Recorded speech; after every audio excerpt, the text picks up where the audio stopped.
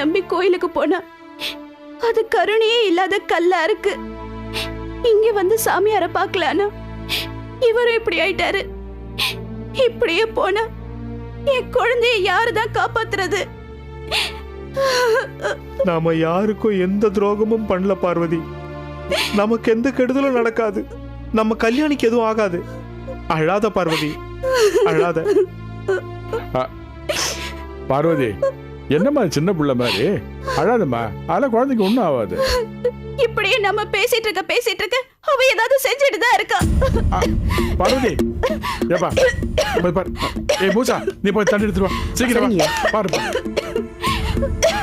என்ன இப்படி திடீர்னு சாமியாருக்கு பேச்சு வராம போயிடுச்சு? நல்லா சொல்ல ஆரம்பிச்சவரு ஏன் திடீர்னு வாதம் வந்த மாதிரி இப்படி பேச முடியாம உளறி ச்சே இங்கேயும் தடங்களா? என்ன பண்ணலாம்?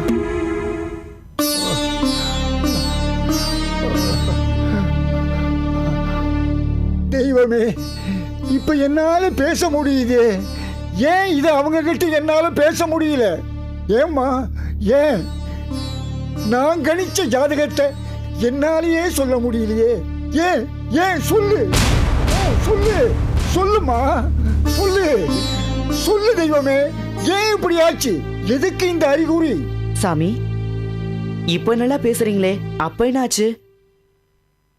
அந்த ஜாதகையோட உயிர்ல ஏதோ ஒரு தீய சக்தி உள்ளடங்கி இருக்குப்பா. அதுதான் என்ன பேச விடாம என் வாயை கட்டி போட்டுடுச்சு.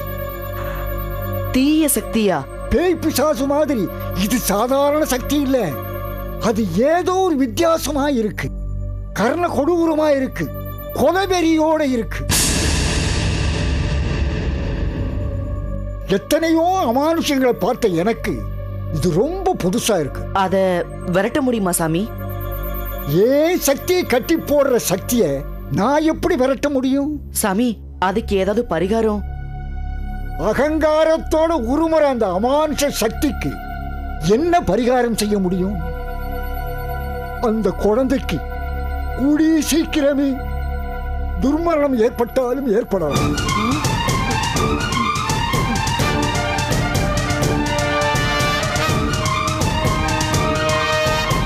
அது எப்படி? அது வரைக்கும் நல்லா இருந்த சாமியார் கல்யாண ஜாதகத்தை கணிச்ச உடனே பேச முடியாம போயிட்டார். தெரியல தாத்தா, அவங்க எவ்வளவு கேட்டாலும் அவரால எதையும் கணிச்சு சொல்ல முடியல. கடைசியில அவர் உள்ள எழுந்து போயிட்டாரு. அப்புறம் ஐயாவும் துரையும் பேசிக்கிட்டு இருக்கும் போது தண்ணி கேட்டாங்க. கொண்டு வரதுக்காக நான் உள்ள போனேன். சாமியார் தனியா இருந்தாரு. என்ன விஷயம் சாமின்னு நான் தனிமையில் அவர்கிட்ட கேட்டதுக்கு கல்யாணிக்குள்ள ஏதோ ஒரு தீய சக்தி இருக்குது, அதை நான் கண்டுபிடிச்சிட்டேன், அதனாலதான் அது என்ன சொல்ல விடாம தடுக்குதுன்னு என்கிட்ட சொன்னாரு. சொல்ல வேண்டியவங்க கிட்ட தான் சொல்லியிருக்கார். கண்டிப்பா கல்யாணியோட உடம்புல இருக்கிற தீய சக்தி அந்த லீயோட உயிர் பாகம் தான் மூசா. இதுல எந்த விதமான சந்தேகமும் இல்ல. ஆமா தாத்தா, நானும் அந்த முடிவுக்கு தான் வந்துட்டேன். ஆனா நமக்கு பாம்பு சாகணும், தடியும் முறியக்கூடாதுங்கிற மாதிரி கல்யாணியோட உயிருக்கு எந்த ஆபத்தும் இல்லாம அந்த லீயோடைய உயிர் பாகத்தை அவ உடம்புல இருந்து வெளியே எடுக்கணும். நமக்கு தேவையான லீயோட உயிர் பாகத்தை சுமக்கிற கல்யாணிக்கு இதான் நம்ம காற்று நன்றி கடன். பாவம், துரையும் பார்வதி அக்காவும் கல்யாணிக்கு வந்திருக்கிற இந்த நிலைமையை நினைச்சு தவிச்சு போயிருக்காங்க. ஆனா எப்படியாவது அவளை குணப்படுத்தியே ஆகணும்னு துடியா துடிக்கிறாங்க.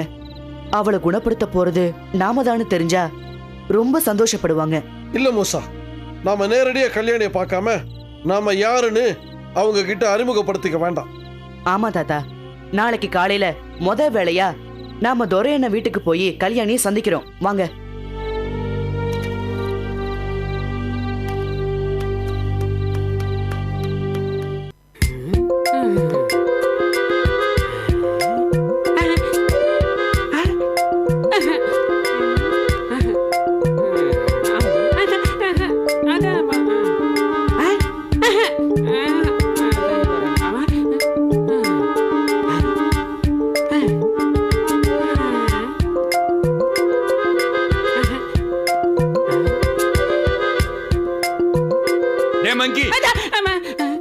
நான் வர்றது கூட தெரியாம என்னடா அந்த மாதிரி பலமான யோசனை?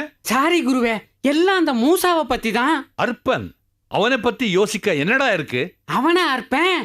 நீங்க பரணி சாமியார கல்யாணிய பத்தி பேச விடாம பண்ணியும் கூட மூசா கல்யாணி மேல சந்தேகப்பட்டு இன்னும் அங்கேயே இருக்கிறானே, இத பத்தி நீங்க என்ன நினைக்கிறீங்க?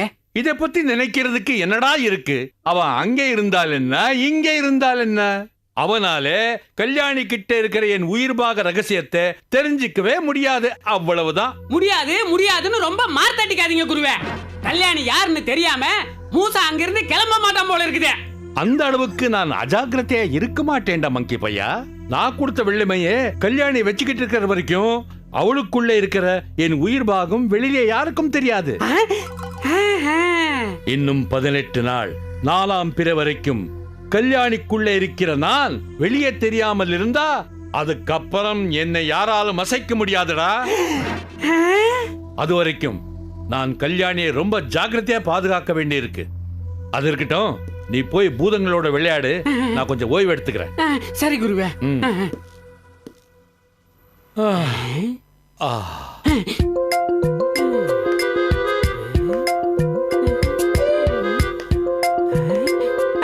ரொம்ப தான் நம்பிக்கையா பேசுறாரு.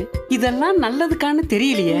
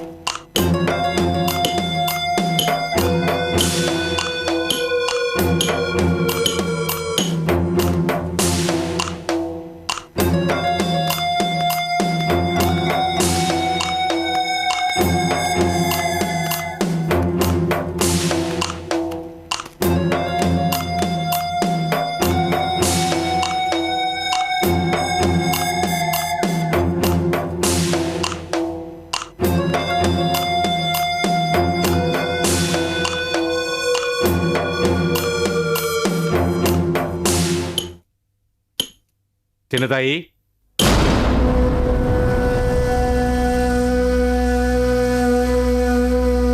சின்னதாயி, சின்னதாயி,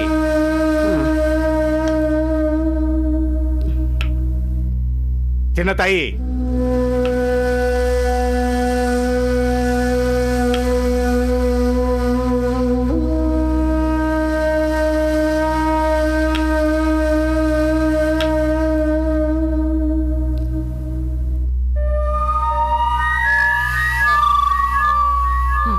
நீயா?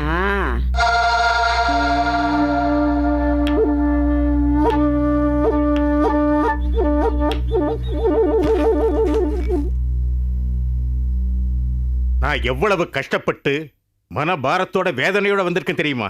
நாங்க எவ்வளவு கஷ்டத்தோட மனபாரத்தோட இந்த காட்டுக்குள்ள வாழ்ந்துகிட்டு இருக்கோம் தெரியுமா? யாராவது உங்களை ஊரை விட்டு ஒதுக்கி வச்சாங்களா? நீங்க தானே ஒதுங்கி வந்து வாழ்ந்துகிட்டு இருக்கீங்க. நீங்க வாழ்ந்த ஊர்ல நாங்க வாழ்ந்தா போன உயிர்கள் எங்களை மன்னிக்குமா? இத்தனை வருஷம் கழிஞ்ச பிறகு போன உயிர்களுக்கு நாங்க பொறுப்பு இல்லைன்னு சொல்லி உங்ககிட்ட விளக்கம் சொல்ல வரல.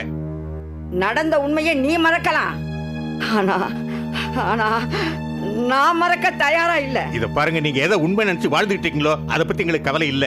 ஆனா தொடர்ந்து ஊருக்குள்ள உயிர் பலி ஏற்பட்டுக்கிட்டே இருக்கு. அதை பார்த்துக்கிட்டு எங்களால சும்மா இருக்க முடியாது. அங்க தொட்டு இங்க தொட்டு கடைசியில கயல்வழி என் மகன் விவேக்கே பலி வாங்கிட்ட தெரியுமா? வினைய விதைச்சவன் வினையத்தான் அறுப்பான். நீ நினைக்கிற மாதிரி அவன் எந்த வினையும் விதைக்கல, எந்த பாவமும் பண்ணல. உனக்கு மகனா பிறந்தத அவன் செஞ்ச பாவம் தானே. சின்ன தாயி, ஏய், நீ உயிரோட இருக்கிறத என் தயவுல தானே. நீ முன்னாடி நின்னு கத்துறியா? விடிவை தேடி வந்த நீ உன் முடிவை தேடிக்காத. சாவ பார்த்து பயப்படுறவ இந்த சங்கர பிள்ளை இல்ல. அப்ப ஏன் பௌர்ணமி பௌர்ணமி அந்த மந்திரவாதி முன்னாடி உட்காந்துக்கிட்டு தேவடு காத்துக்கிட்டு இருக்கிற? இந்த கேலி பேச சொல்ல வேண்டாம். என் உயிரை காப்பாத்த நான் நினைக்கிறது இந்த ஊரை காப்பாத்தத்தான். உன் மகன் உயிரையே காப்பாற்ற முடியலையே. முடியாததுனால தான் அவனுடைய சாவே கடைசி சாவா இருக்கட்டும்னு முடிவு பண்ணிட்டு உன்னை தேடி வந்திருக்கேன். என்கிட்ட வந்து என்ன பிரயோஜனம்? நானா எல்லாரையும் கொண்டுகிட்டு இருக்கிறேன்? இப்படி எல்லாம் பேசி என்கிட்ட இருந்து நீங்க தப்பிக்க முடியாது. என் தம்பி குடும்பத்தை காவு கேட்கறதா தேன்மொழி மூலமா கயல்விழி கேட்கறான்னு சொன்னதே நீங்க தானே? ஆமா சொன்னேன். நான் அப்படி செய்ய முடியாதுன்னு சொன்னதுனால தானே கயல்விழி எல்லாரையும் கொண்டுகிட்டு இருக்கா. அதை தடுக்க கயல்விழி கேட்ட மாதிரி உன் தம்பி குடும்பத்தை. போது நிறுத்து. நான் ஒண்ணு கேடுகிட்ட ஆள் இல்ல. என்னால இப்படிப்பட்ட கீழ்த்தரமான காரியத்தை செய்ய முடியாது. என் தம்பி குடும்பத்தை என்னால பலி கொடுக்க முடியாது. வேணும்னா வேற ஏதாவது பரிகாரம் இருக்கான்னு தேன்மொழியை விட்டு கயல்விழி கிட்ட கேட்டு சொல்ல சொல்லு. கண்ணுக்கு கண்ணு, பல்லுக்கு பல்லு, உயிருக்கு உயிர் தான் பலியாகணும். அது காட்டு மிராண்டித்தனம். அப்போ நடந்தது மட்டும் மனிதாபிமான விஷயமா? உன்னோட வார்த்தைக்கு வார்த்தை லாவணி பாடுறதுக்காக நான் இங்க வரல. நான் போயிட்டு அடுத்த வாரம் வரேன். அதுக்குள்ள தேன்மொழியை விட்டு கயல்விழிட்ட கேட்டு வைக்க சொல்லு. வரேன். மாற்று பரிகாரம் வேணுமா? மாற்று பரிகாரம் இந்த ஊரை மயானம் ஆக்குற வரைக்கும் கயல்விழி ஓய மாட்டாடா, ஓய மாட்டா.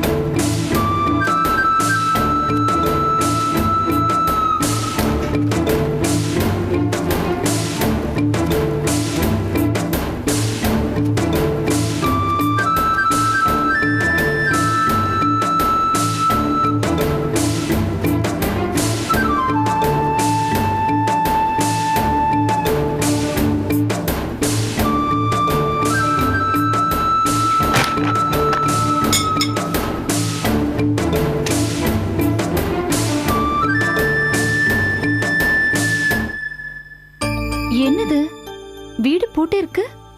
பாட்டி வீட்ல இல்லையா? எங்கேயும் போக மாட்டாங்களே. பாட்டி, பாட்டி.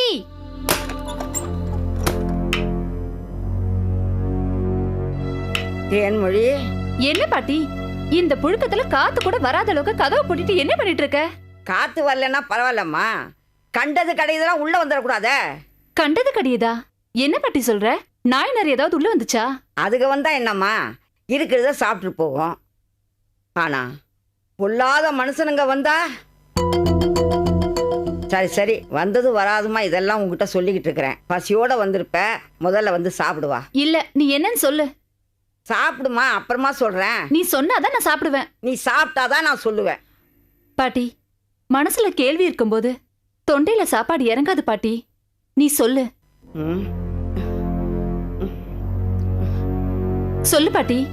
அவன் வந்திருந்தாம்மா. அவன்னா யாரு? பேரு சொல்லு பாட்டி. சங்கரம் பிள்ளை.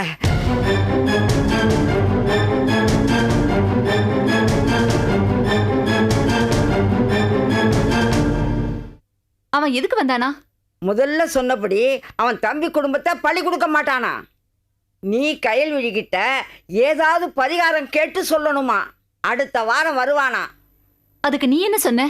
நான் என்ன சொன்னேன்? கண்ணுக்கு கண்ணு, பல்லுக்கு பல்லு, உயிருக்கு உயிர் தான் பரிகாரம்னு சொன்னேன்.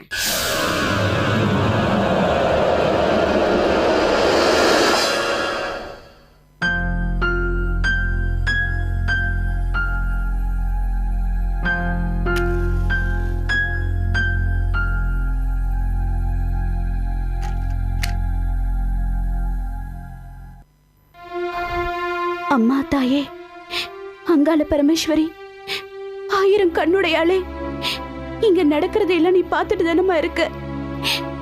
நாங்க யாருக்கு என்ன கெடுதல் பண்ணோம்? எங்களை ஏமா இப்படி சோதிக்கிற? எங்க குழந்தைக்கு என்ன ஆச்சு? கல்யாணி ஏன் இப்படி எல்லாம் நடந்துக்கிறா? அவளுக்கு அல்பாயுசன்னு ஜோசிய சொன்னதே இன்னும் எங்களால ஜீரணிக்க முடியல. பாரத்தை ஓ மேல போட்டுட்டு 2 பேரும் நடைபெணமா வாழ்ந்துட்டு இருக்கோம். இதுல வெந்த புண்ணுல வெந்நீரை ஊத்துன மாதிரி கல்யாணி மேலும் மேலும் நம்ப முடியாத செயல்களா பண்ணிட்டு இருக்கா. இதெல்லாம் ஏமா?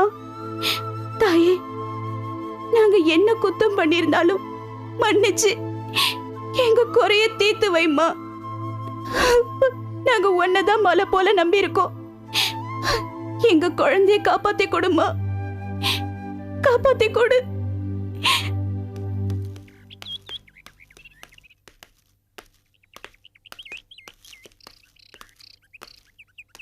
தாத்தா, இதான் கல்யாணியோட வீடு.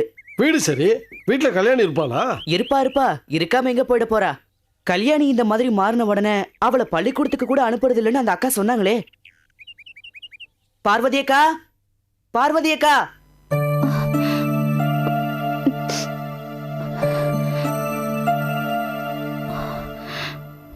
மூசாவா? வாப்பா.